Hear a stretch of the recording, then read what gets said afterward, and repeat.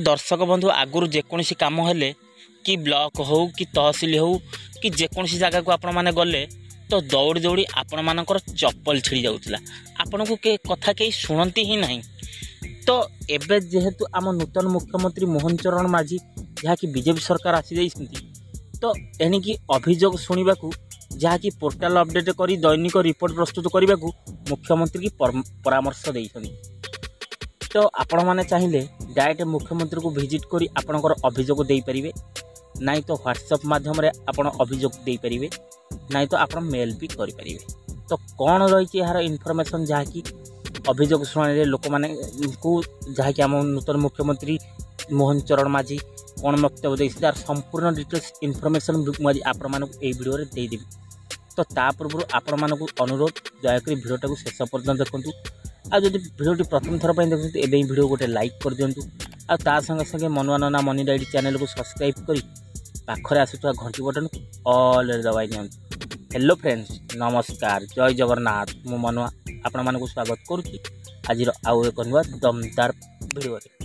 लोकों मुख्यमंत्री लोकों को शुणिवार धारा जारी रखिछन्ति। जुलाई 1 तारिख रु एही सेवा आरंभ होइतला एवं जहाँकि अभियोग शुणाणी आज हूँ द्वितीय प्रक्रिया। दर्शक बंधु जहाँकि आज मुख्यमंत्री सकाल 10टार शुणाणी आरंभ कर जहाँकि अपराह प्राय 4:30 पर्यंत शुणाणी जारी रही, जहाँकि एथिरे समुदाय 1741 अभियोग पंजीकृत होता। ता सहित मुख्यमंत्री अन्य मंत्री मानक भेटी आम मोहन चरण माझी नूतन मुख्यमंत्री।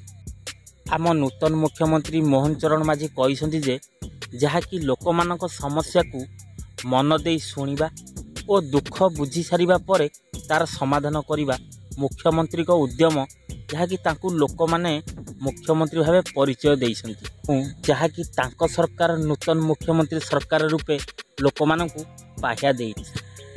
मुख्यमंत्री आहरी मध्य कहते जे कि स्थानीय प्रशासन द्वारा लोकों अभियोग ठीक भाव में शुणा गले लोक मानक भुवनेश्वर आसवाक पड़ो ना बोली से कही।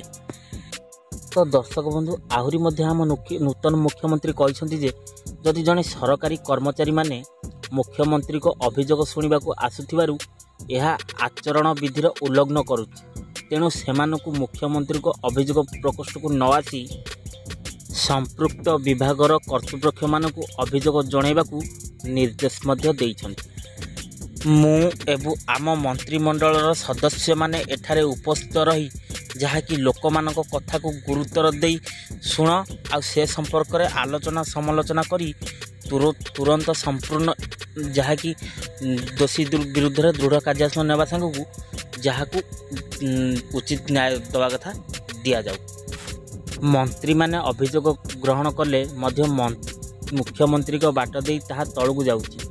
आमे पछे टिके कष्ट हो किंतु गरीबर दुख दूर हो, गरीब को उचित न्याय मिलू आ गरीब सदाबेले न्याय पक्षर जितापट हो बोली आम नूतन मुख्यमंत्री मोहन चरण माझी प्रकाश कर।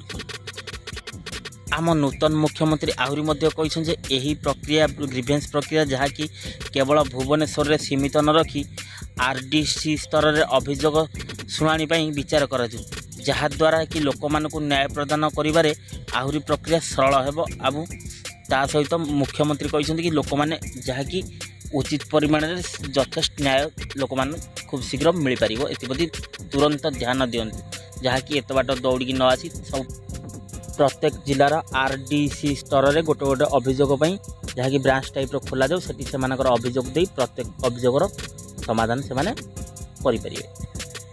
तो दर्शक बंधु जहाँकि आज मुख्यमंत्री grievance portal video update T आपण मानकु केमिति लागिला वीडियो रे कमेंट सेक्शन में जाई कमेंट देबे। जहाँकि पूर्वतन मुख्यमंत्री आम नवीन पट्टनायक जहाँ करुले ये अपेक्षा सामान करुँच कि अधिक कर कमेंट बॉक्स में कमेंट देवे। आ जदि वीडियोटी भल लगी वीडियो को सांग मान सहित बहु मात्रा वीडियो शेयर करूँ जहाँकि समस्त अभियोग मुख्यमंत्री पाखक जा शुणी पारे आ न्याय मिल पार।